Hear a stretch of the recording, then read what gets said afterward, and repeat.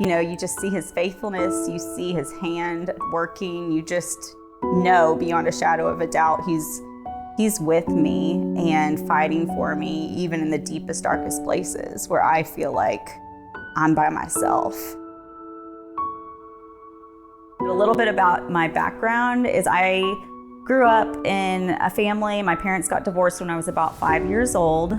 When I was little, I don't think I realized how much, that would affect me later in life. I just felt like, I just need to just not rock the boat, be a good person, do things well, work really hard. I just always was thinking, concerned, worry, going back and forth between my dad's house and my mom's house.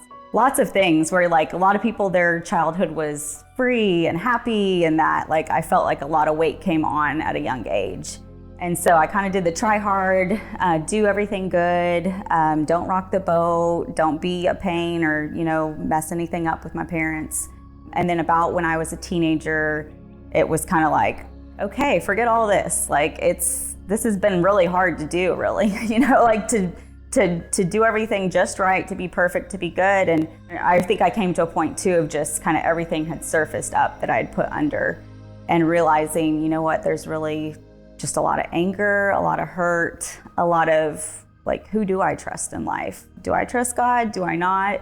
And I kind of just walked away from that for a period of time throughout my high school years. I think of it and it's by the grace of God that He kept me safe and kept me in that place of just with Him even throughout those hard times. I really did feel like He came after me, He pursued me, came back into just the church and realizing God's grace all along and more of an understanding of who He was as my Father. I think we have these coping mechanisms with just how we handle life and how we handle things. And mine was just manage, do. Over the last couple years, I got to a point of, I think just coming out of COVID, I thought COVID, was hard, but it was okay. I'm okay. As I really started walking out of that, I just realized how much I had kind of numbness. I just didn't feel anything. It just felt like emotions were gone. Nothing really made me super sad, made me super happy. There was just kind of this emptiness. I don't have any emotion to give to much of anything. I'm not able to cry. There's some really hard things, but okay, you just kind of manage it. Probably a little over a year ago, it's just I guess I pressed in more to even what was happening. I think I just had been numb for so long, I didn't really even understand, but realizing I was dealing with some high functioning depression, I was able to get out of bed, I was able to do the things I needed to do, but there was just this settling of something that I didn't like the way I felt, along with some anxiety in that too. And so as I kind of started to just realize that this was there, I think allowing myself to feel these things and be like, okay, this isn't okay. Feeling like this is not how I want to live. It's not how I want to, deal with my days and everything too. I really kind of started to share with a few friends. I just felt like I had a lot of questions. I was unsure about just all sorts of things and, asking God these questions too without clear answers, and just kind of carrying around this feeling of, I could cry at any minute. I could feel, it was kind of the opposite, everything just swung to the other side. About a year ago, I think the overwhelm of life just finally caught up to me. I didn't even realize it. But I remember waking up one morning, I was just telling my husband, and I said, I feel kind of overwhelmed. I just felt my body, numbness, tingling, just this heaviness come over my whole body. And it was very not just in my head, but very physical symptoms that I was feeling. And just remembered being what is going on? This is so scary. Do I tell someone? Do I not? Do I just manage this by myself? And of course, it got to a point where I was this is not right. I do not feel okay. And so I went and told my husband, and, he's okay. So laid down and just kind of went in and out of this just very scared part of in my head of this, just something's off, something's really wrong. Typical me, I'm okay, well, if I just keep going and get my mind off of this, it's gonna get better. And felt very alone in it. I was just this is all, just feels like I'm just trying to manage this right now. things got a little better, but over the next 3 days, this wave of just all of these feelings came over me, where it was heavy, numbness, the heart racing, all of these things. And I thought, am I just a heart attack? What's going on? So I called my doctor and he's like, you need to go to the ER, which I've never done in my life. And so I was like, okay, let's go to the ER. I finally got to the point of acceptance. Like, I need to get this looked out. And all the thoughts in my head too were just, I think, so much fear at that moment. Okay, what if I go on a ventilator? What's going to happen to my kids? My kids are not going to be okay without me. Like, all these really big fears were just coming at me too, which didn't help what I was going through. So we got everything checked out. Everything was negative, heart and that. They said maybe to go to a neurologist or something like that. And I really just investigated, over that next week, like, okay, what's going on? Through talking with a friend and that, again, just kind of sharing what I'd experienced. She's a counselor, and she's like, I think you need to get this book. And it was about Anxiety Gone. I'm like, okay, and so I started just reading, and there was this list of 10 things and talking about a panic attack. And it was everything like that, to the T of what I had been feeling.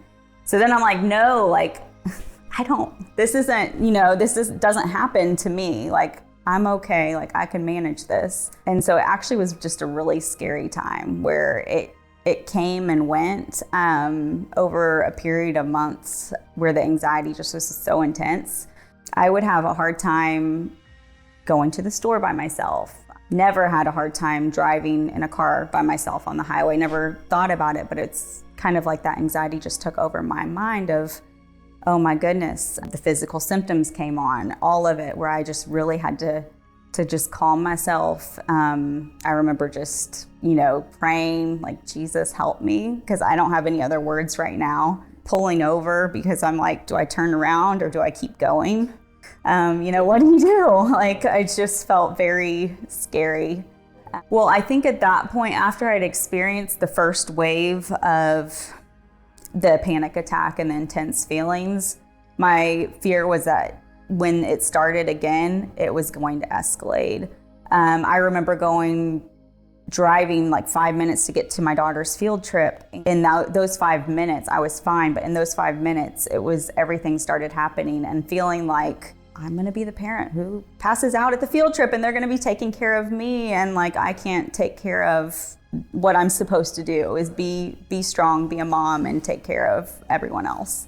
And then it just felt like it wasn't within my control. I couldn't control, when it came on, when it didn't. I would call my husband and just be like, pray for me. Like, I don't feel well, like, I don't feel right. Just pray for me, just talk to me. Like, I need someone to just talk to me so I can focus, and that would help just get myself out of my head and what was going on and what I was feeling in that moment too. He was huge in that.